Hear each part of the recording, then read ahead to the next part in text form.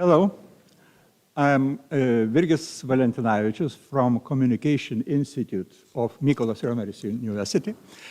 And I'm very pleased to welcome to the sixth Dr. Lammers NATO hearings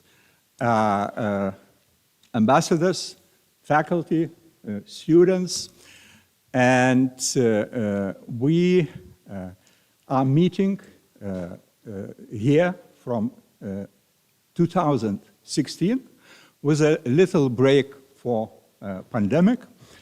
And last year we were talking about will Ukraine be able to defend itself. Today we are discussing will Ukrainian counteroffensive will be successful. Last spring, we were talking about Zeitenwende with a lot of criticism for German government later on. And just 2 days ago, President Zelensky called partnership with Germany fantastic. And also, we have agreement on German brigades during the last year, and some disagreement later in the year about German brigade.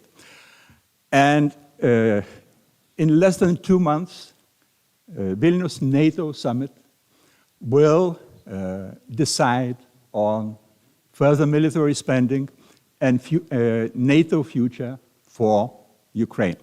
So we have a lot of territory to cover, and first on the road is the very good friend of Lithuania and this university, honorary professor and honorary doctor of Mykolas Riomeris University,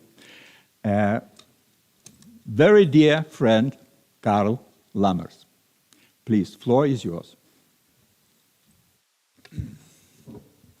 Labas rytas. Aš dėkoju už galimybę šiandien būti čia Mykolo Riomerio universitete.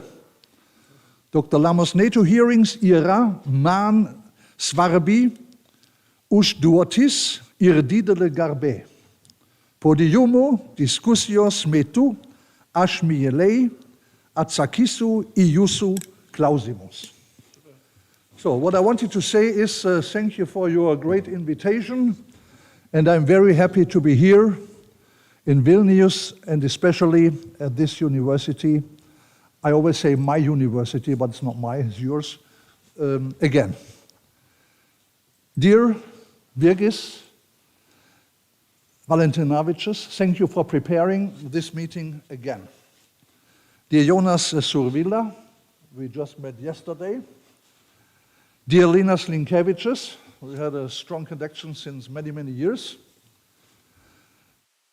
Dear Gediminas Kirkilas, and dear Professor Dr. Margarita Šešelgytė, we met yesterday during an official event.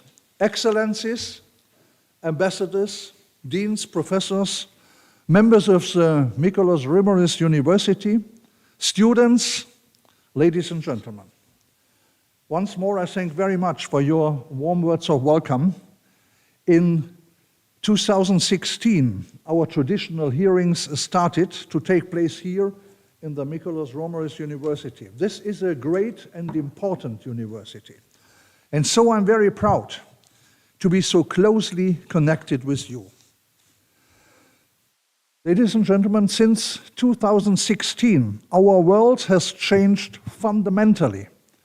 And with that, our security environment. Global security is at stake. Russia's barbaric war against Ukraine and its outcome will reshape nothing less than the future of our international security architecture for the next decades. And turning to the young people here, we speak today about your future. This event revolutionizes NATO's strategies.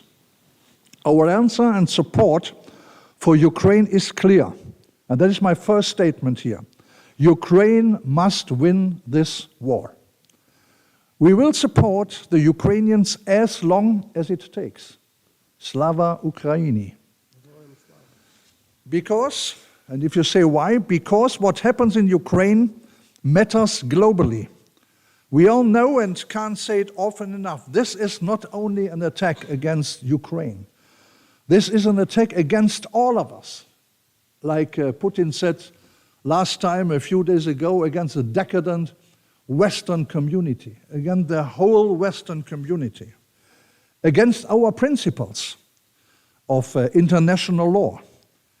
And so, President Zelensky and the whole Ukrainian people were awarded 2 days ago in Aachen with a Karl's Prize. Because for their great fight for democracy, for freedom, for the values of our free Europe. Russia's full-fledged invasion of Ukraine has led to the biggest security crisis on our continent in the last 78 years after Second World War. The Ukrainian people suffer incredible pain by the brutal Russian armed forces and Wagner mercenaries led by Prigozhin, which have committed horrible war crimes and atrocities in Bucha, Mariupol, and many other cities. I'm strongly connected with a member of the Ukraine parliament, and sometimes I call her. And she asked, tomorrow I will go to the parliament in the morning, and in the afternoon I will fight for our peace and our freedom, but also for you. And I think that is a real message. Russia tries to break the Ukrainian strong moral by terrible crimes. And I think we must speak about this. By bombing family houses, schools, infrastructure, by depriving the Ukrainians of basic necessities of life and kidnapping thousands of children.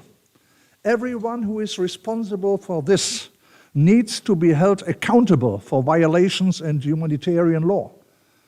And I thank the International Criminal Court in Hague, and that's right what is written here in giant letters in front of the Russian embassy. Putin, The Hague is waiting for you. Yes, The Hague is waiting for him. And I think this obligates all 123 member countries to arrest Putin and send him to The Hague if he enters their territory. Ladies and gentlemen, the Russian dictator and its regime misjudged the Ukrainian soldiers, the Ukrainian people, and the unity of the West. Putin thought it takes 3 days, and then his soldiers in a parade uniform will going through the streets, and people are waving with flags and say, thank you for this invasion. They didn't.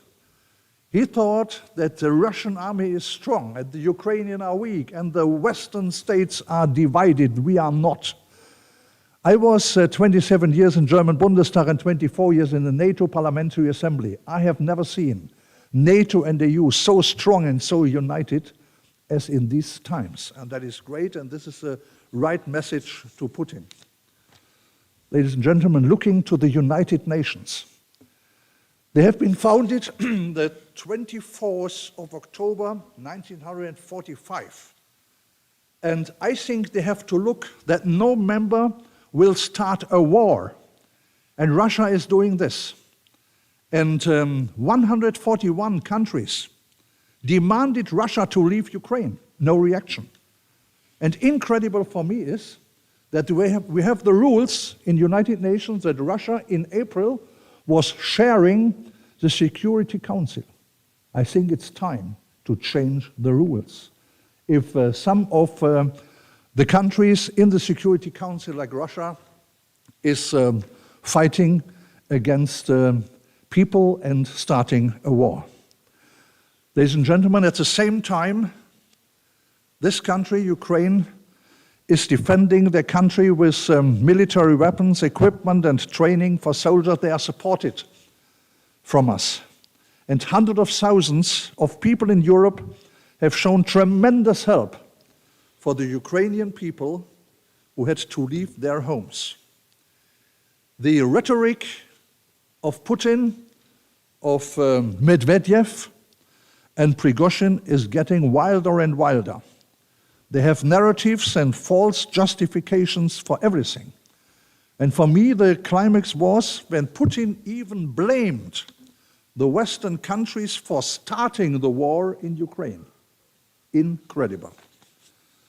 I don't know what's going on in their minds, in their crazy minds. If they want to attack more countries, Moldova, Georgia, and even NATO territories, I would never exclude anything. But what we know is we will decisively counter any kind of Russia's attempts to further destroy the international security. This is in our own interest, I think. We were closing our eyes for too long. And I look back nearly 30 years in Bundestag and NATO Parliamentary Assembly. We ignored many things that Putin built up massively military in many regions, attacked Georgia in 2008. I was there 6 weeks later, and I saw what he made there. He led a military intervention in Syria. It's far away, and people didn't react to Syria. He annexed Crimea, 2014, and has been murdered many, many opposition leaders and critics in and outside of Russia. This will never happen.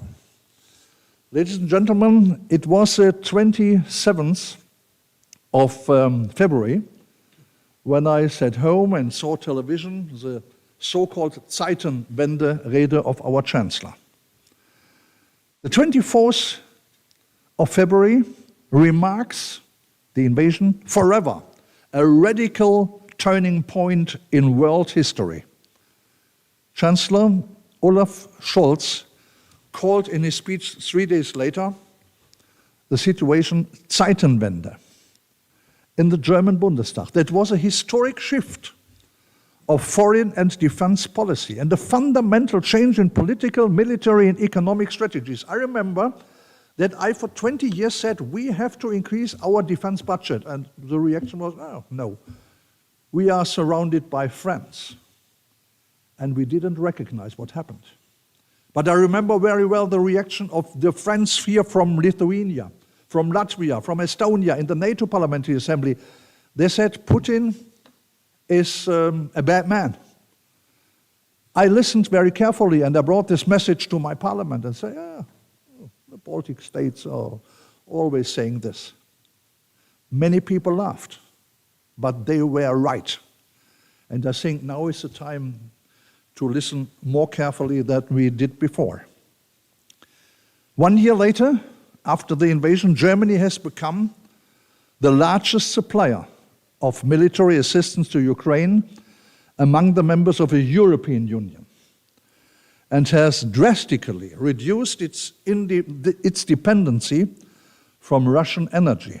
But I think we need to do more and more to do our very best. And I think we have to do more in defense spending to have a sustainable Zeitenwende. Zeitenwende must not only remain a good word, a rhetoric action, it must be an actual and a concrete action.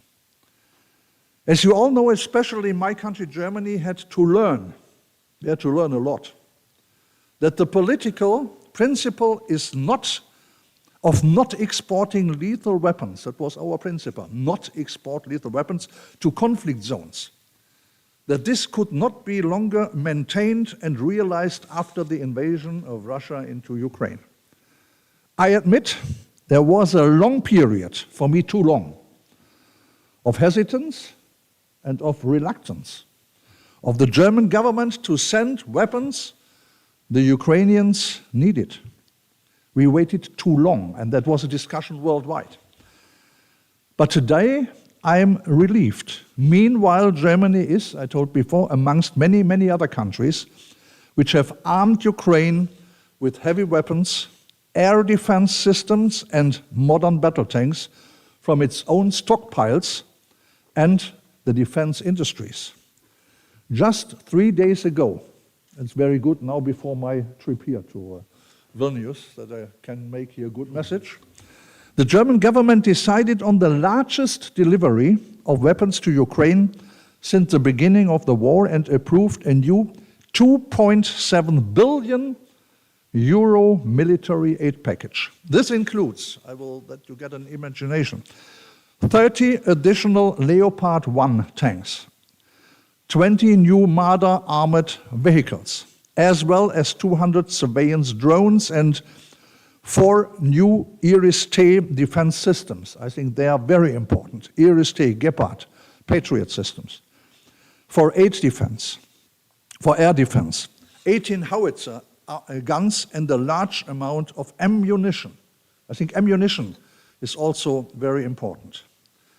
So I think this is very important for the spring counter-offensive. This must be successful, and therefore we all have to do a lot of things.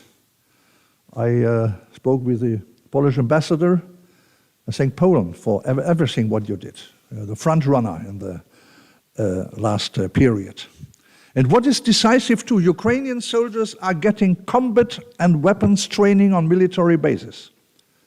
Finally, Germany also approved a request from the Polish government to re-export MiG-29 fighters jets to Ukraine. First of all, I want to thank you all, also our British friends, all countries who have delivered many, many weapons during the last year. And that in the time when Germany was a little bit hesitant. Moreover, I welcome the German European Sky Shield initiative to make sure that the alliance can effectively defend itself against any air and missile threats. And turning to Lithuania, from the first days, your country here has most actively supported Ukraine with a large impact. You provided a lot of military and military aid, delivered arms, aircraft, guns, ammunition, organized donations and crowdfunding for weapons, and helped thousands of people who came here. Everyone in Lithuania is helping. Thank you and respect for this. At the recent meeting in Ramstein, you know, there is always a meeting of nearly 40, 50 countries. They all reassured their strong support, and maybe we will discuss this later, they backed Ukrainians' aspirations to join NATO at some point, as they call. Ladies and gentlemen, NATO summit will be here in Vilnius. That's a great event, and I congratulate you for this, and I think you are a great host. And so I think it's the right place. At the 11th and 12th of July, when it was agreed to make Vilnius the host this year's summit, no one knew that now we have a historical situation. And so we have a clear focus now to Ukraine. The strategic concept in 2022 clearly declared aggressive Russia as the most significant and direct threat to peace and stability in the Euro-Atlantic area. That means the strengthening and long-term adaptation of NATO's deterrence and defense posture on the eastern flank will be, of course, one of the top of the agenda in Vilnius. With the new force model, NATO new force model, member states will provide 100,000 soldiers of high readiness forces within 10 days compared to the NATO response force, about 40,000 in 15 days. And if a new force model is completed, we have 300,000 soldiers, troops at high readiness. I think that is a very good step and a very good message for the futures. At the upcoming summit in Vilnius, the strategic plans for defense of our NATO territory will be in the focus too. A new defense investment pledge has to be discussed. I think we all must increase defense spending, and that must be decided in Vilnius. And I see the representative of Taiwan here. We will meet tomorrow, and we just met last year, Mr. Wang. China's threat to Taiwan and its close relations with the Russian government will also be one burning topics in the summit here in Vilnius. Russia is the main threat for NATO, that's right. And the alliance must continue to have a 30-60-degree approach. So we have also to deal with cyber attacks and disinformation warfare. Ladies and gentlemen, last year I asked the question if NATO will be up to the challenge with Russia. My answer is clear, yes, we are. After Russia's brutal invasion of Ukraine, NATO acted united and decisively and sent a strong signal to the Kremlin to strengthen its defense on the eastern flank. And I think NATO Secretary General Stoltenberg is right when he says, if Kremlin's aim is to have less NATO on Russia's borders, it will only get more NATO. Looking to our friends from Finland with a 1,340-kilometer border and Sweden. So that's great, and I think that is the right answer from us all to that what is going on. Ladies and gentlemen, after the annexation of Crimea on the, I think, 18th of March 2014, this had a consequence. NATO had decided to station battle groups on a rotational basis as tripwire on the eastern flank in the Baltic states and Poland. I think we must strengthen these battle groups. We have enhanced forward presence. We have strengthened it by enhanced vigilance activities. So we have now, it's 8 multinational battle groups along the eastern border for the first time in NATO history. But we enhanced NATO's air policing over the Baltic Sea, and I think that is very important. And we have seen in the last days, in the last weeks, when German and British fighter jets intercepted 3 Russian aircraft over the Baltic Sea. So here in Lithuania, Germany leads the Enhanced Forward Presence Battle Group with soldiers stationed in Rukla and Pabrade. And we have reached interoperability with the Iron Wolf Brigade. But even though we have deployed multinational battle groups all over the region, we started a discussion here if we have to do more, especially if to have to expand the battalions to a size of brigade. I am very clear today. We need permanent deployments of brigades in all NATO member states along the border with Russia and Belarus. And as you asked me yesterday, if I only will state it here and not in Germany, now I will state this in Germany too. And this night, preparing the meeting today, I had a call with a member of the Defense Committee, and he said, yes, it's not clear what Germany is doing, but if I state this here, I will give the message, if we all think that is the right message, to the German Minister of Defense. I know him very well. He was one of the members in my delegation from Germany to NATO Parliamentary Assembly. Mr. Pistorius is very good, very strong, and I give the message that we have to do more. And I remember there was a study of Rent Corporation, 2016, and they said the Russians need 60 hours, there was a study, to get the control over Latvia, Lithuania, and Estonia. And if this is right, I don't know if we have the time to move our soldiers from Germany and other parts of the world to your region. That is what I think. And so mobility is important, logistics are important, but more important is that we are here. And if Putin tries to cross a border, you never know what is in his crazy mind. He must know that he will not only attack Lithuania, Latvia, and Estonia, but also NATO. And as more soldiers are here, as better to kick this idea out of his mind, to try to cross the border. We have to prevent this by doing this, and I think that is especially the right policy. Turning to the 2% aim, I have read only 8 from 31 members. Finland is among them, Lithuania is among them, Estonia, great. Only 8 members are reaching this aim. Germany is on the line of 1.5, it's not good. And I was member of German parliament till 21, and I always said, do more and keep the promise we have given in Wales, 4th, 5th September 2014. But they say, not necessary. It is necessary. We have to do more.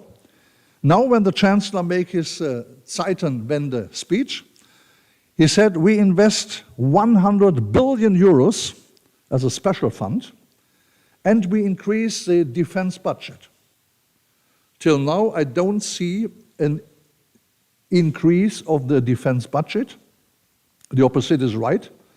We had 300 million less this year than last year. And when I thought we have a 100 billion special fund plus more in the defense budget, they say, no, the 100 billion are integrated in the defense budget. But to fulfill our promises in NATO, I think we have also to increase our defense budget for 10 or 20 billion euros per year. And now they are negotiating the budget. I think you know this from your country. Many weeks they are negotiating and everybody wants money, but I think we have to do more for defense. The world is in a situation that we all have to recognize what happens in this time. So there's a very clear demand from me to do more. The package is good, 100 billion, but we have to do also to increase our budget. That Finland and Sweden, Finland is member of NATO, Sweden will become member of NATO, that's great, congratulations, that's wonderful. That is also a big step for you. After a long time period, you were in the values, connected with us, but a military neutrality, and I think Putin will not like this, but we like it, and this will make Finland and Sweden safer and NATO stronger, as you have great and well-trained army and soldiers. So welcome to NATO, and I think we have to do our utmost to be a very strong alliance. And last point is China. I'm very happy that the representative of Taiwan is here. I'm strongly connected to your country. I was there 6 times of my life, and I was 5 times in mainland China. And I think you have all right to decide in which direction you will go in the future. And no state had the right to attack you. And so I think it's good to stand behind you and to give a clear message to Mr. Xi Jinping and Li Chang and Wang Yi and what are the names of mainland China to say, don't do it, don't touch Taiwan. And I fully agree to that what the Commission President Ursula von der Leyen said. Looking to China, no decoupling but de-risking. But we must be careful, even in Germany, maybe in your countries too, that China tries to get influence in the sensible infrastructure, in the ports. I think they have now influence in 12 ports in Europe, ports. And so we have to be careful, and we have to remember the NATO, that's the Wachsamkeit, vigilance is a price of freedom. Vigilance is a price of freedom, and that also means for mainland China. So all the best for Taiwan. We stand behind you, and we hope that everything will be fine in the future. Ladies and gentlemen, I will stop now as we want to discuss many, many questions. Let me, in conclusion, say we will not allow borders to be moved by force. We always need to remain highly vigilant. And we all together need to do our utmost to deter violent Russia and any other state who ever tries to attack our territory. As I am always saying here, peace and security don't come for free. We all need to continue to work together closely and support each other whenever needed. I'm looking forward to our discussion. Nurjeje de koyu ush yusu demesi.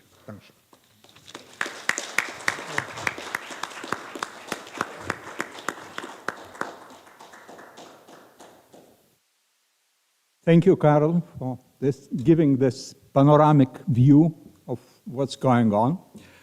As brutal barbarity of Putin's Russia is opposed by united West, and you dwelled a lot about unity, our unity, unexpected for Putin. And I was obviously intrigued that by the fact that 3 days after Germany renders biggest package of support to Ukraine, you are talking it is not enough and could be done more. And also unequivocally, your understanding of presence of German brigade here is slightly different from the perspective of German government.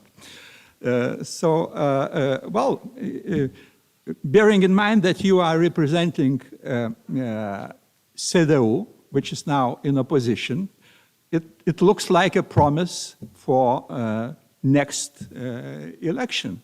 If not so, say no. But it looks like that. So thank you very much for what was said. Now, our next speaker, first of all, I must apologize because Žygimantas Pavilionis, the chairman of Foreign Affairs Committee at Lithuanian Parliament, he was not able to attend due to emergency duties at the Parliament. So we must be very thankful to Vice Minister of Foreign Affairs, Jonas Survila, who at the last minute agreed to replace Žygimantas. Now, Jonas, I know him for many years. Our friendship started when we were both on Andrius Kubilius's team as advisors. And Andrius Kubilius's time was extreme time. It was Lehman Brothers economic crisis. And at that time, our buzzword was hold the front line, laikom frontą. But at that time, of course, it was a rather metaphorical talk. Now we have real front lines very close to our country. So my question to you, Jonas, would be where you see major front lines of today, and are we holding them? Thank you, Virgis, for inviting, and you just described the situation why I couldn't say no to your invitation, but also knowing that Mr. Lamas will also be present here. So really thankful for being here. And I also like to repeat one thesis that we need not only German and our allied tanks here in Lithuania, but also think tanks and these kind of debates and discussions that you at Romeris University, Margarita, are providing platforms to have. Because looking back, we should, as Euro-Atlantic community, take a responsibility that former strategies towards Russia, or to be more precise, lack of coherent strategies and effective policies towards Russia actually failed to help Ukraine to deter Russia from aggression. So we need to help Ukraine win this war, to concentrate on practical daily support, and these news from Berlin a few days ago were very important, and we hope it would also encourage another rounds and rounds of similar packages until Ukrainian victory, not until the end of this spring counteroffensive, but till the victory. As many counteroffensive they need, we'll be together with them. So we need, in parallel, this kind of période de la réflexion and reflection on the policies, and of course suggestions for future policies. So the first front line, I would say, are in our heads, in our self-imposed limits and red lines and intellectual inertia in shaping our policy vis-à-vis Russia. And mainly in reacting to Russia's step rather than having coherent, active, ambitious strategy where actually many elements were described in your speech. So NATO summit and our summit here in Vilnius could be also a good opportunity to make certain steps that could be elements of this strategy, of this effective policy. And I'm sure Vilnius and we will provide best catering and hospitality there, and I think on this field there will be no issues and no problems.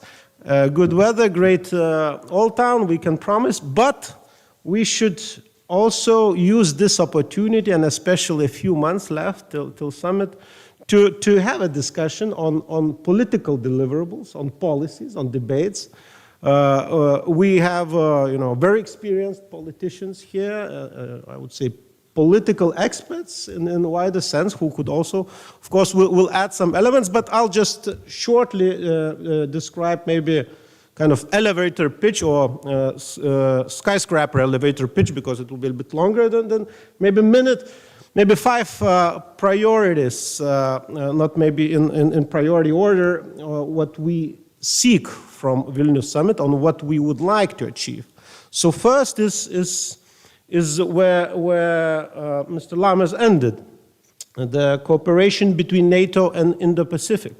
We need to strengthen the ties between NATO and especially AP4 countries, Australia, South Korea, Japan, New Zealand. We are waiting their leaders in summit, and it would be a good opportunity to discuss how we could together share practices and ensure our resilience to hybrid threats, to ensure security of supplies, how to ensure our better and stronger cooperation in many areas. Second, of course, enlargement in Sweden. I think de facto Sweden is a member. We need, together with our great allies, Turks, to make it de jure and to celebrate not only Finland joining this family, but Sweden too. So we hope to also help to achieve this together. Third, also mentioned Defense Investment Pledge, renewal of Defense Investment Pledge, because if we want to be serious in deterring Russia, it's not only about plans. Good plans and better plans are good and right step in a good direction, but about the resources and troops on the grounds, in the air, in the seas, and for that we need much more resources. So renewal of Defense Investment Pledge where 2% would be just a basic floor, bare minimum, is also an important thing, and I think Lithuania proved that we can do this. Currently we have 2.5% already of GDP spending for defense. Knowing the fact that we are the country, and therefore we now also have in Parliament discussions on tax reforms that redistributes through budget relatively low share of GDP. Therefore, this share is even larger in terms of budgetary resources. So 2% is bare minimum, but we should start at least from there. 4 is NATO and Ukraine. So there are good, again, steps into right direction in increasing practical cooperation, practical support, practical programs, expanding the budget for that, increasing the pace.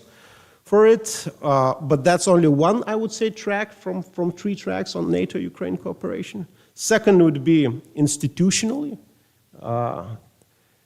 Get Ukraine closer to NATO, upgrade NATO Ukraine Commission to Council, but with expanded mandate, with stronger mandate, and also with a clear understanding that this is only a temporary solution on Ukraine's way to a full-fledged membership. And therefore, the third track, political membership track, is also very important. To not repeat Bucharest mistake and to move forward, to move more ambitiously towards it. For 2 reasons. One is Ukraine. Ukraine deserves it. It's not something that we are giving to Ukraine. Now Ukraine are giving a lot to us, contributing to not only its own security, but to wider European security. Because, as also Karl mentioned, the Putin ultimatums before the war was much larger. It had elements and ultimatum regarding European security order, and by that even international security order. It was not just ultimatum to Ukraine. It was also ultimatum to us as a Euro-Atlantic community. So Ukraine now is defending this order, this European security architecture, and contributing to our security together with other allies. And second, this would be a message for Putin that his miscalculation, that also Mr. Lamas described well, failed, and there is no chance for getting Ukraine back into Russian influence, not to leave Ukraine in the gray zone. So this would be a political victory of allies and Ukraine. We need military victory in the battlefield, but also political victory and integration of Ukraine into Euro-Atlantic alliance. Our parliament adopted resolution that calls for invitation of Ukraine to NATO in Vilnius summit, and putting in brackets that ratification might follow when conditions allow. So this is the goal, but of course political language and formula, it could be negotiated, and we could leave space for our geopolitical and political imagination. But the goal is clear. And last but not least is D&D, deterrence and defense of our alliance, of eastern flank. On defense side, I think the new regional plans announced by Sakir are good steps in the right direction. But on deterrence side, we still unfortunately lack progress from Madrid. We still are discussing possibility and the end status of brigade, of allied brigade in Lithuania. There is still not yet clear of end dates that Virgis mentioned, and therefore your calls are very important to be credible in deterrence, because deterrence is the cheapest investment, not to have a necessity to implement defense. So it's much cheaper to deter than actually defense. So we should do it, because in the meantime, while we are discussing, how and when and if some voices says about moving to brigade level, Russians are already in their plans are upgrading their force posture to division level. Last December and this January, they announced plans, 3-year military plans, and it's not a propaganda. It's not a Solovyov and Simonian, propaganda. These are actual plans that we already see are taking shape, the frameworks, to increase Russian military forces by up to 40%, both personnel, equipment, and in our close vicinity. Of course, they might take longer than 3 years, and the pace would depend basically on Ukrainian ability and for Ukrainian contribution in annihilating Russian army and forces. But the plan is clear. they will move there to this direction, basically move to Cold War structure, but they probably will arrive a little bit later. So we don't have much time, and we have to move there. So this land domain with brigades is one element. We need to fill the gaps with air defense, with missile defense. There are good ideas about rotational models, because we also understand that the resources are limited, but we have to agree on to get the political will to move there. So thank you again for opportunity for this kind of discussion, and hope to maybe react later a bit. Thank you.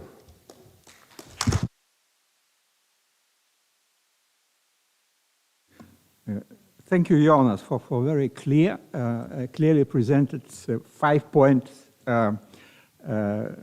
selection of principles Lithuanian foreign policy is based on. If somebody happens not to know what the Lithuanian government is doing in current situation, now she or he knows, because it was explained in a very condensed and compact, articulated way.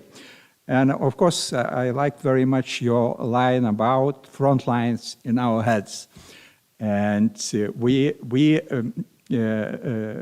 have experience about how far the front line could go in just a year and a half of this war.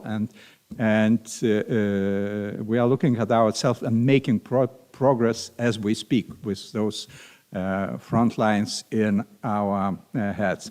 And quite tellingly, we have two speakers, Karl and Jonas, and both of them that did not forget to mention Indo-Pacific and Taiwan, in spite of this very strong focus on Ukraine, obviously.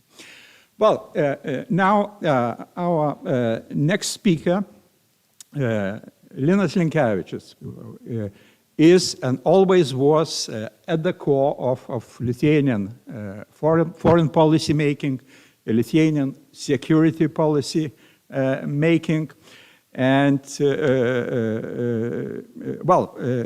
due to some eccentricities of Lithuanian domestic politics, he was put aside to cool off at some point, but he is back to business in vengeance. So now is to speak your very cool ambassador at large, Linas Linkevičius.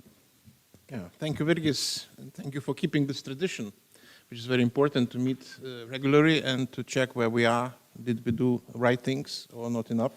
Thank you, Karl Lammers, for your entirely really long-lasting career, and you were always fighter, or I would say fighter jet in the politics, which is not only in the wider globe, but globally, so to speaking, but also in Germany, one of the few voices. We were always principled, always very strong, which is so important now in these days.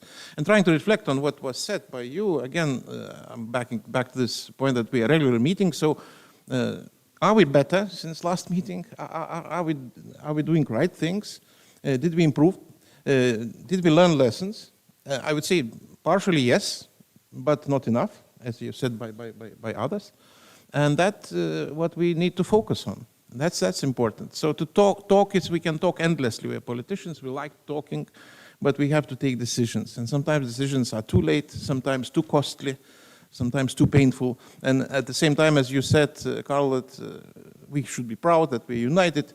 So at the time we are proud, Ukrainians being killed. And this, pride also smells a bit. So we are strongest alliance in world history, very proud of our unity. But if in Europe, these things happening as we speak, something is wrong with this world. Something is wrong with the United Nations, as you mentioned also, which were created, and those who drafted a charter in 1945, they had no idea that one of the permanent members will, instead of guarding peace and security in the world, will destroy everything and undermine security architecture in the world. It was no idea, but that doesn't mean that should do nothing, because now everyone is saying that's wrong. Wrong things are happening, but we can do nothing because it's charter, it's a kind of stalemate. Is it really a statement of responsible politicians who pretend for some leadership? Is it really normal what's going on? Yeah, April was not the last month of Russian presidency in Security Council because rotational principle is going on and they will be back, by the way. And we again will say it's wrong, how it could be. Something is not good for that. And also, Carl, you said that in Ramstein meeting, which is very good, I like this number, 11th meeting, right? So this number really shows our regular approach. But when they supported someday that Ukraine will be member, so I would remind this the Bucharest meeting, which was mentioned by Virgis as a mistake. But that mistake, by the way, was also at the same time big achievement because first time was mentioned that Georgia and Ukraine will be members of NATO. Since then, nothing more politically happened. That practically we added some tools, no doubt. And the packages of support and special commission, maybe later will be council, but this is words, you know. They already have feedback mechanism, they already have all structures necessary. They do not have MAP, but they have an annual program, which is the same structure, so not a big deal. Only political decision needed. So are we really doing more? No, and the answer is no. Yes, we can make the sentences nicer, we can, as I said, make, so to say, council instead of commission, NATO-Ukrainian Commission, but this is not changing the essence. We have to remove artificial barriers. What are these artificial barriers? One of them is membership action plan. It should be clearly said that membership action plan is not needed. Not because of the president of Finland and later Sweden, but because of the nature. They have everything. They need only political decision. So that would be also, at least psychologically, something better than it was before. And instead of that, we should really have this deterrence program for Ukraine, and that should be the case. When we're talking about other achievements, now we again are talking about 2%.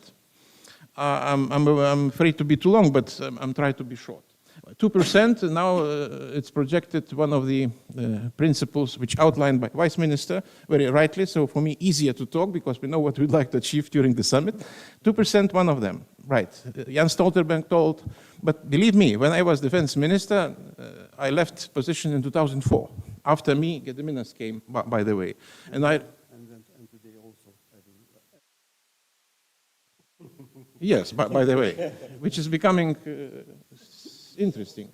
Yeah, so my point is that in 2004, I remember we had also very important decisions between Minister for Defense. They were not public, they were restricted, but agreement to spend not less than 2% of GDP. It was set.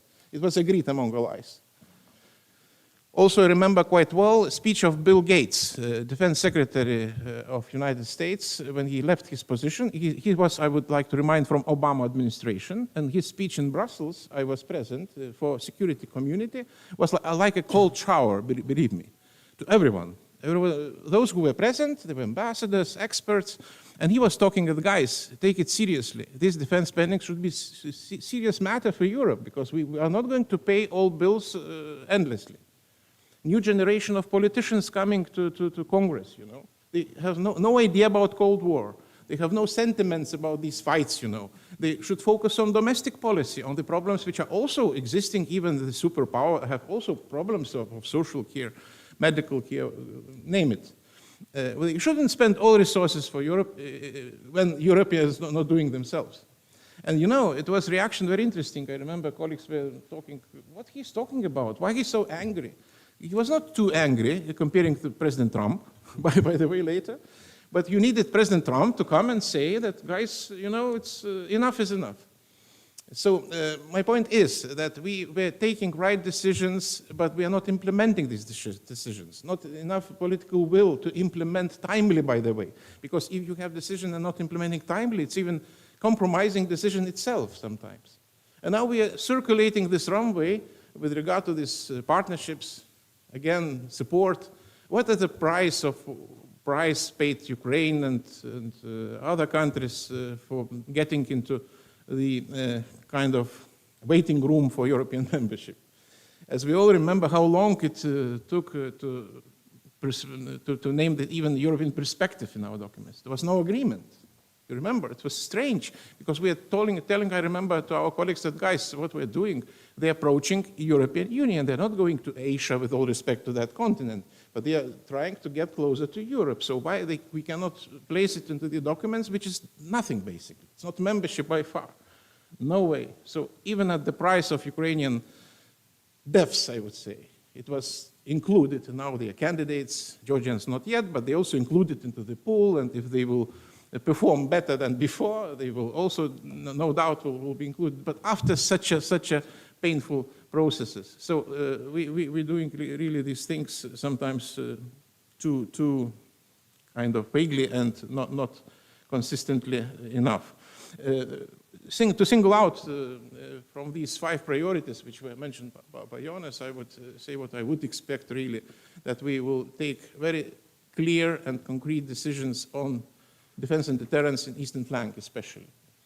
Because it has to do with historical also legitimacy, so to say, legacy. When we entered alliance, it's not a big secret that there was no intentions for NATO to spend resources for static infrastructure. It was mobilable, deployable units, because there was idea for strategic distance, for operations. The troops should be supplied, and I remember it was first exercises of NRF in Capo Verde, I believe. We also took part in that, so showing that NATO is capable to act in strategic distances and also possible to supply, which was understandable. But now it appears that really NATO are out of here and out of sight. Really out of, so to say, everything. So we need really to compensate, and it's nothing to do with big numbers, but with some more substantive, so to say, efforts. And when we're talking about enhanced forward presence, battalion size is symbolic, of course. Again, should be set same way as it was set with regard to the defense spendings, 2% bottom line. Brigade size, it's bottom line. It's bottom line, because it should be with all other components, which is needless to see how it's important. Otherwise, the best A2AD or deterrence is presence.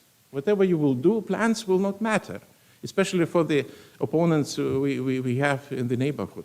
We have no impression whatsoever for them, any statements or promises. They should see, they should touch, and when they see and touch, and if it's really convincing enough, then maybe they will change their behavior. Otherwise, that will be a big disaster. So I hope there will be some discussion, so I will not take all of your time, but I'd like to thank you once again for what we're doing. Let's think ourselves how we should focus our political decision makers to make decisions on time, after making these decisions to implement timely, and to remind about that during these conferences, and that's probably our task. And next time when we'll meet during this traditional event, maybe we'll be more proud than before because of the results, not only about our intentions and our plans. Thanks.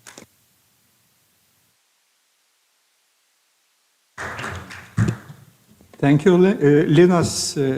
I think we have a bit more skepticism here, coming from a politician and diplomat who has years of experience when there were many nice and good words said, but not all of them became real things. So it is a warning not to repeat this time, especially at the Vilnius NATO summit.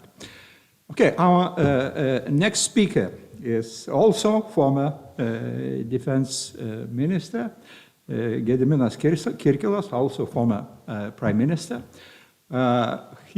who spent most of his life as a very influential social democratic politician, sometimes annoyingly successful, but now he enjoys a luxury of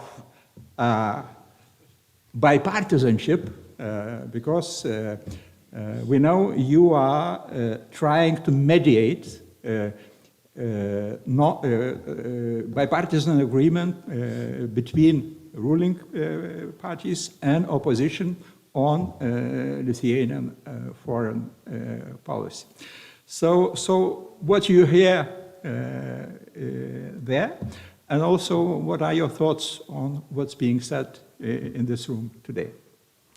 Thank you, Virgis. Thank you, Carl, for your... You create a very good panel to discussing on the NATO issues in probably 7 years or more. And we have a possibility to discuss and to say our opinion and so on. There is not a lot of places in Lithuania. I don't know about German, of course, German, much more bigger country and so on. Carl, you are focusing on the West today is united in facing the Ukrainian war. That is very much true, but I have some doubts. And let me touch 5 points. First of all, strategic autonomy.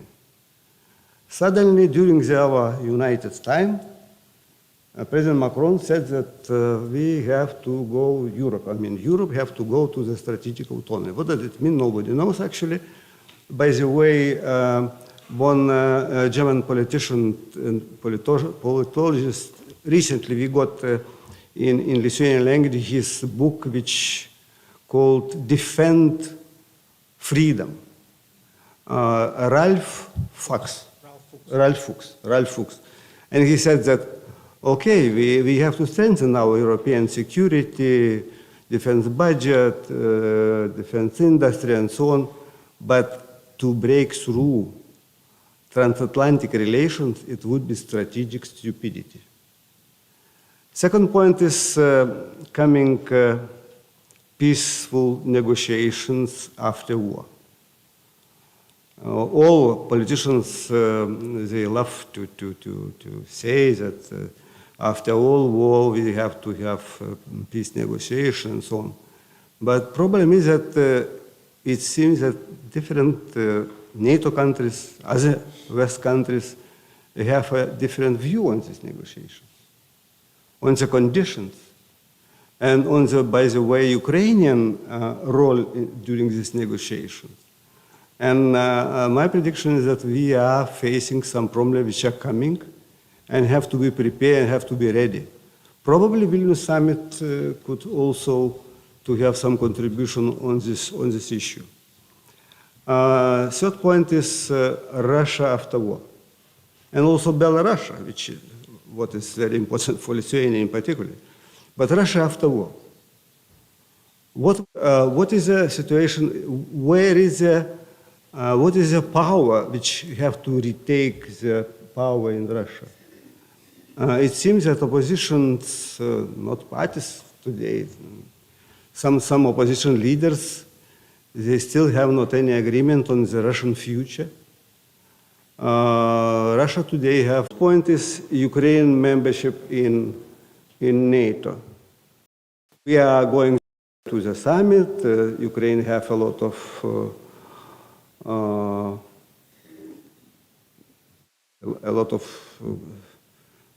supporters like Baltic countries, like Poland, some other countries, but otherwise a lot of discussion is today position of United States or, for example, Turkey, which after 2 weeks will have probably old or new president. And last point, which is very important for Germany as well, from my point of view, but for Europe in particular, military industry. As we see today during the war, European military industry quite weak. And I cannot see, and I don't see any actions somehow to strengthen this industry, to put more money, more investment, and so on and so on. So these 5 points, which are, from my point of view, still divided our unity. Of course, we have to understand that we are a democratic country, we can discuss and so on, but we have to keep big attention on this point. Thank you.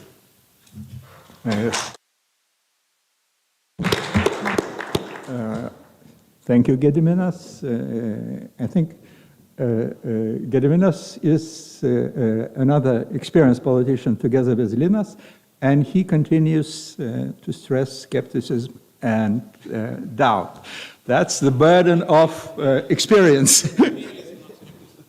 Oh, okay, well, realism, not skepticism. We take that, yeah. Thank you. Now, our next speaker is Professor Margarita Šešelgytė, who is a head of most venerable institution, the Institute of International Relations and Political Science. And you are supplying human resources to all Lithuanian governments, including this one. Jonas Survila is a typical product of the Institute of typically good product, I mean.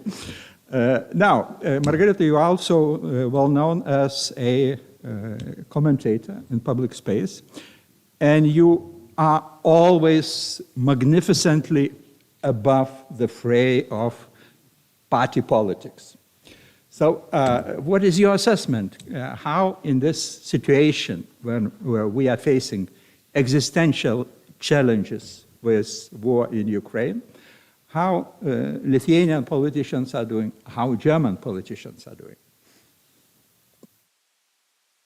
Thank you very much, Virgis. It is a great pleasure and honor to be in this honorable company. And I'm not an experienced politician, so probably I don't have this experience to share of working in Ukraine and establishing certain agreements.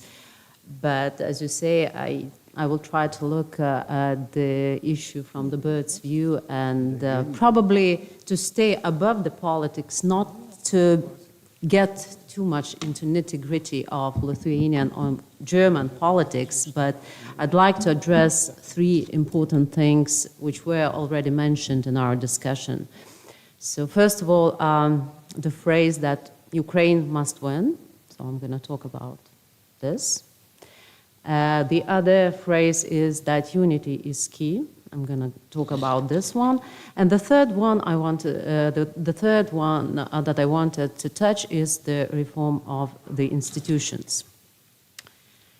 But I also will talk about the issue of brigade because I believe it's inevitable in the current context. So first of all, I'll start with the belief that Ukraine must win, which we support, everyone, everywhere. I just came back from another conference in Tallinn, a Lennart Meri conference, so each speaker was trying to emphasize this, Ukraine must win. But then the question is, what is the victory? How do we see the victory? And I think that on one hand, we are coming closer in the West, or in particular in Europe, of how the victory should look until the end of war. Ukraine must regain all the territories, including Crimea, and that's where we are approaching. But we lack discussions on what is the day after. So, because for Ukraine, the victory is not about only regaining the territories, but also being able to protect themselves from Russia in the future. And what is the role of us, of Westerners, in this second pillar of Ukrainian victory? It's a membership in NATO question, but NATO has to have probably hand in hand with the membership in Ukraine.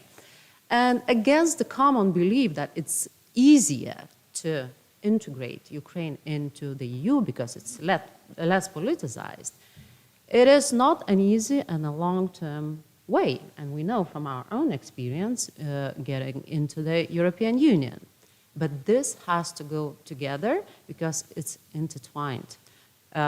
In order to become a credible member of NATO, you have to go through the political reforms, democracy, anti-corruption, etc., and the EU gives a wonderful platform to do that.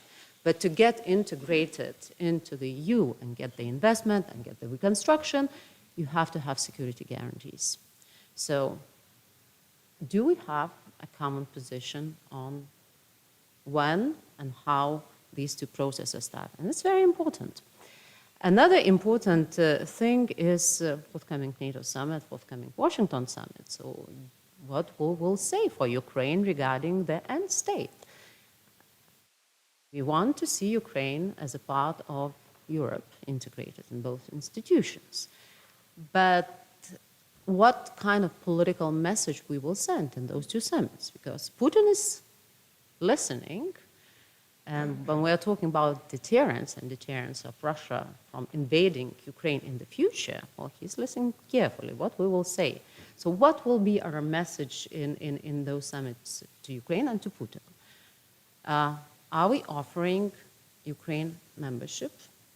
And when we are offering and what we are doing in the interim period. Because this interim period is a very dangerous period, and not to make a mistake which was made in Bucharest, but in other way, we have to be very sure, so what kind of security guarantees Ukraine is getting. Is it porcupine strategy, is it Israel, or NATO is offering something more tangible? Because this interim time period, on one hand, if it's too long, if it's too long, it might create the situation when Ukraine is again seen as a gray zone. And you know, the gray zone create green lights for the invasion. So it's very dangerous, and I think that this is the issue that should be addressed. Another important thing is unity is key, and we are so proud, Europeans and Westerners, that we are keeping unity. And I think it's key in Putin's thinking. He didn't expect that, and that's why he is failing on numerous fronts, because we are united. And we did quite well. And I think that this unity will be prevailing until the war or active phase of war is over, because, well, here in Europe, we have realized that what's happening on Ukrainian soil is also about the future of the continent. But then I want to come back again to the day after the war. How sustainable this unity is. And I think that when the stakes are less, we start to think about our own interests. And again, at Leonard Smery's conference, German ambassador to Poland was explaining the certain differences in opinion using the metaphor of the nightmares which formulate our thinking. So we have different nightmares all over Europe. For some of us, it's nuclear escalation. For some of us, you know, it's a breach of the economic interest. For this part of the world is about the long-term occupation, and that's how we measure the security and what's happening in Ukraine. So these different nightmares will dictate our security and defense thinking, in particular after when the active phase of war is over. And here I see a couple of, well, several things which are worrisome. Although the war in Ukraine has created the momentum of decoupling from Russia and in numerous areas, energy, but also in economy, trade, etc. What I hear from the businesses is there are many companies which are waiting for the situation to change, and they are saying if there is no strong political messaging that, you know, that's impossible to revert it, these things should be reestablished, the relations might be reestablished, and the pipelines being built or refurbished. Some companies have moved to Turkey, but, well, thinking that they will move back when the situation gets back to normal. So this back to normal is a very dangerous situation, which might split the unity in the future.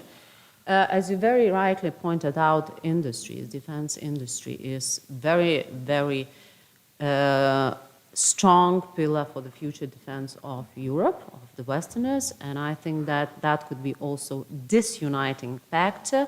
On one hand, because, well, there is a lack of the political will to invest now in some of the countries, and I'm sorry for my German colleagues, but also I've heard about the Zeitenwende, and I was very much energized by this because, well, that's sort of a turning point, and I was interested in German strategic culture. So for me, as a scientist, it was a brilliant case study. But in terms of investing in the defense, making concrete steps, I think that it's a very, very important, it's a big challenge because nothing is substantial is happening at the moment. So that is very important. And the last but not least, I want to touch very shortly about the issue of brigade. And we had a lot of fights here in Lithuania regarding this issue. But it's more than that. It's again about different nightmares that we have. Yesterday we had this wonderful discussion with Mr. Masala, and he said that, you know, we will not get probably brigade in flesh here in Lithuania, but we want to have it. And we described the situation of this brigade as a Schrodinger's cat, half dead, half alive. But the problem that we cannot live with a situation like that, because it's a nightmare for political, but even more so military planners. So what do we do? And it sends a very bad message to Putin. Last but not least, reform of the institutions. So we live in the, I'm finalizing, we live in a very dangerous world, and it's not going to get less dangerous in the future, and it's changing. The global power balance is shifting, and I think that the current institutional arrangement probably is not reflecting the institutional balance that we have, and there is a need to start talking about the reform of the institutions. UN has failed, obviously. NATO didn't, so that's the good example that the institutions like NATO, they work. But the challenge is that NATO is covering only part of the democratic world. And then there are other countries which belong to the community, maybe in unofficial community of democracies, but they are not giving security guarantees or political shield in times of increasing rivalry between the democracies and autocracies. So we have to think about the expansion of certain links, maybe on ad hoc level, some agreements which could be informal, and I think that this Asia-Pacific flank inclusion into NATO is a very important start, but it should be a start. And what do we do with the countries which are very important for us to implement, for us Westerners to implement our policies, but are not on board? India, Brazil, I mean, they had different opinions regarding the invasion in Ukraine, so that's one thing. But also, to implement sanctions, we need other countries on board, because what we see now, although Europeans and the US are very strong with the sanctions, the goods are flowing throughout other countries, like Kyrgyzstan, Uzbekistan. Lithuanian export to Kyrgyzstan has raised last year 1,000% out of the blue, in particular field, dual-use technologies. So what does it say, how to involve those countries? And I think that that's also a very important point of discussion that we Westerners have to have, and of course it will involve a lot of moral issues. But I think that this new start, new way of life, new world invites us to discuss more. Thank you.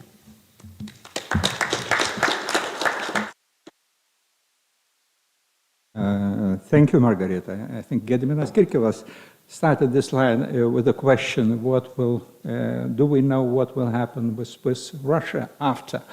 And Margarita basically continues this line in a broader context. Not only we do not know about Russia, but also about ourselves.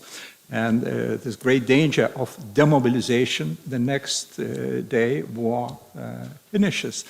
And everybody is back to his or her own nightmares, as it was said. Now, the plan was to give time for questions from the audience, but with my powers of moderator, I'm changing plan because of shortage of time. Now, I think it is a fair thing to do is to listen to Ambassador of Ukraine, Mr. Petro Biesto. Please, floor is yours. Labas rytas, thank you to Mykolo Romerio University for this great event, and distinguished panelists. I absolutely agree with the most important points that you made. Whenever we talk about expectations and hopes from the Vilnius summit, we have a number of important issues like resilience of NATO, deterrence of Russia, like enhancing and strengthening eastern flank, and of course Ukraine, membership of Ukraine. But we in Ukraine believe that this is the most important topic on the agenda of the Vilnius summit because of its tremendous impact on all other issues, and we believe that membership of Ukraine is a victory of Ukraine is a most important decision that we can make now in this time, because this point is on the agenda of NATO is for more than 15 years already, and we believe that this hesitation to take a bold step and remove these gray zones from Europe, they provoked Putin, provoked Russian aggression, led to this brutal war, and we believe that hesitation does not deter Russia. So, taking from the last point made by Margarita about the day after the war, we believe that we are at a critical time for Europe, and we need to adopt and implement those bold decisions, long overdue decisions, strategic decisions that have not been made up to this point.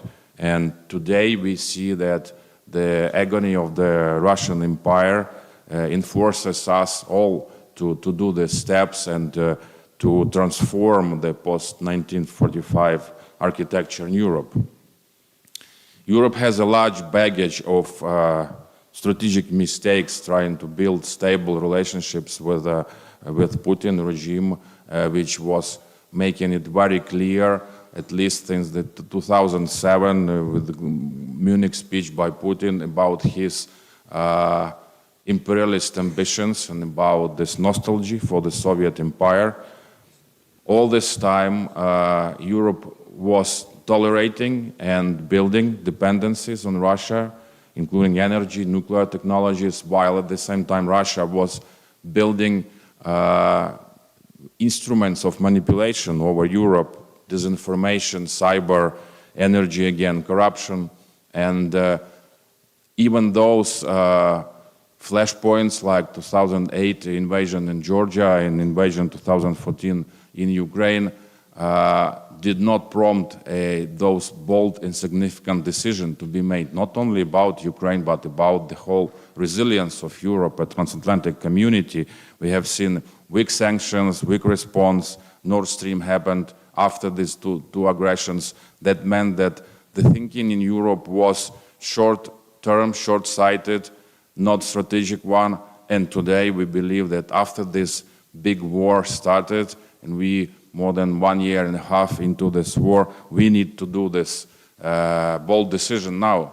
And Bucharest summit was also, although a significant step forward in on the topic of membership of Ukraine and Georgia, but it was insufficient because it wasn't implemented, like Lina said. And 15 years gone, today we have to move to the next stage. All this says that Europe was implementing policy from the position of weakness. This was at the core of this all type of steps, and the credibility which Europe had in Putin, in ability to build relations.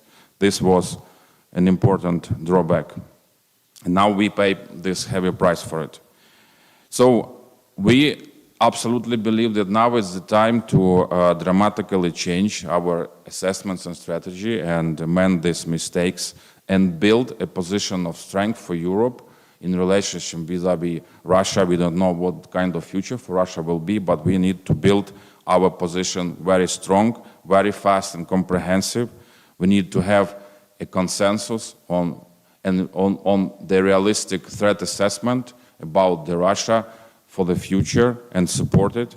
And I would also mention what Karl said, that the dominating position in Germany society and politicians were that, well, Germany is safe because we are surrounded by friends, but those friends are not surrounded by friends as Germany is. So the more attention should have been paid for these decades to the security of eastern flank, Baltic states, Poland, Ukraine. So we need to come to some very strong consensus on that and develop realistic strategies toward Russian imperialistic ambitions. Of course, finally remove the gray zones of instability in Europe, build very strong eastern flank, and we believe that Ukraine at its core would make a very strong step, and building resilience in all other spheres like energy, disinformation, cyber and corruption domains where Russia will continue trying to attack Europe. So having all that in mind, we believe that two most important decisions should be at the core of activities of member states of EU and NATO. It is victory of Ukraine now, and that means that no red lines on arms and timing of their deliveries to Ukraine. We need to defeat Russia very soon, and we hope to do it this year. And the second one, of course, NATO membership.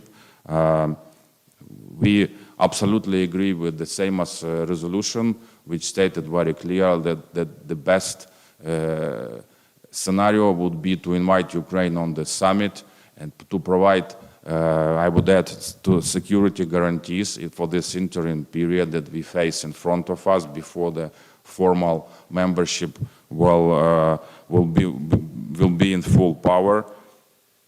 And that is the formula of success for Vilnius summit, and the Bucharest formula, open door policy, we don't believe it's no longer relevant and appropriate for this context.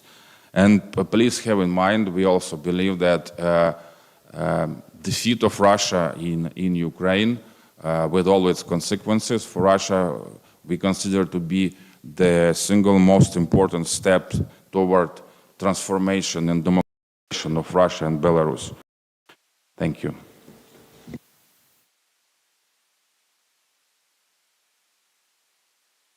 So, ambassador of the country at war was speaking, and thank you very much, Ambassador, for that. And now it's time to somehow wrap up things, and I think one of the core messages of Karl was unity is here in the West.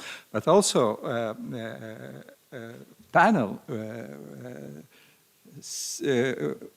put some doubt about including unity.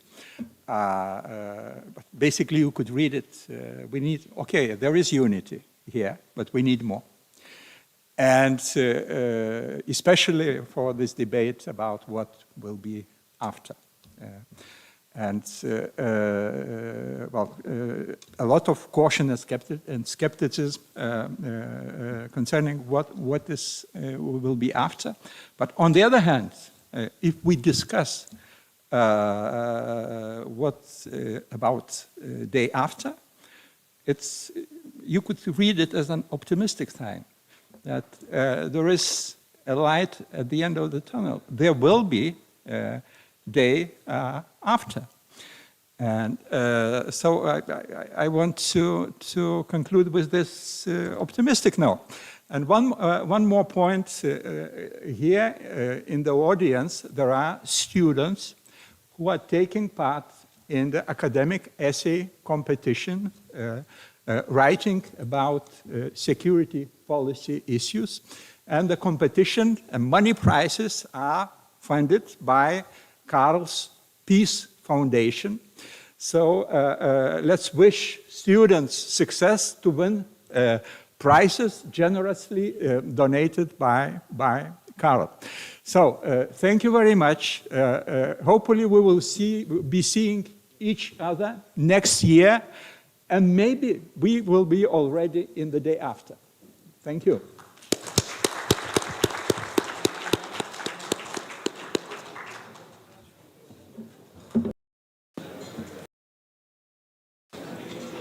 Neužsikaukite, kad man svarbiausia buvo pavardoti žodį mokiniai. Brian, thank you very much. Sumažinai. Tu žinai.